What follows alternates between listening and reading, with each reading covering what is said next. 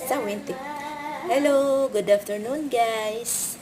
Gawa tayo ng avocado, lagyan ng asukal, tapos gatas. Bismillah, tumbok ka talaga. Wala. Asan? Ito ang telefon. Bas. Gawa tayo ng guys, avocado. Tingnan. Bumili kasi yung amo ko guys, tapos sabi niya, kunin ko daw yung isa.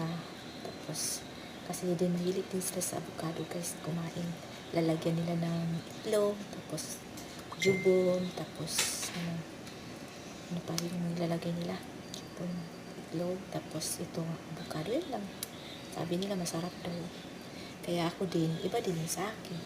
Ako naman, ang gusto ko is lagyan ng asukal, tapos gatas. Kaya ito guys. Mas ko nakalaya ang avocado guys. Paborito ko to nung bata pa ako. Medyo matagal na din ako na hindi nakakain kasi nga binibili kasi pag walang pera hindi tayo makakain. Pag walang pangbili kasi mahal naman ng kilo naman ito dun sa Pilipinas. Kaya dito naman buti na lang kasi yung amo ko bumibili kasi nga gusto niya, mahilig din sa ganito, kumakain sila. Kaya ako din nakakain na rin kasi binibigyan naman. Kaya guys, salamat naman kasi nakakain na ulit ng avocado guys. Ito ayun. Tapos na. Ang gagawin na natin to is mix. Tapos lagyan suka.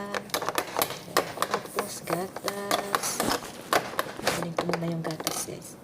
Ito guys, lagyan ko ng gatas. Kutsara lang siguro. Isa. Dalawa na lang lagay ko para medyo masarap talaga siya. Yum.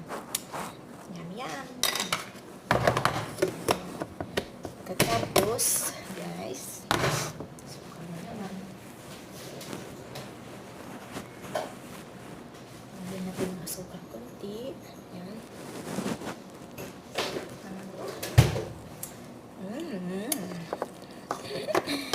Parang ako hindi talaga nakakain ito. Ano nga talaga, guys, parang hindi ako dumating dito, hindi talaga nakakain ito.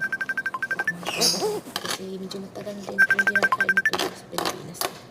Mula nung nagka-birth ako galing mula doon sa nandun ako sa Kuwait, nag-birth hanggang umabot na ako ng 9 years doon nagpapakain. Hanggang umuwi ako, di pala ako kumakain, di pala ako nakakain ng avocado. Tapos, ayun naman, nandito na ako. Saka ako nakain, guys.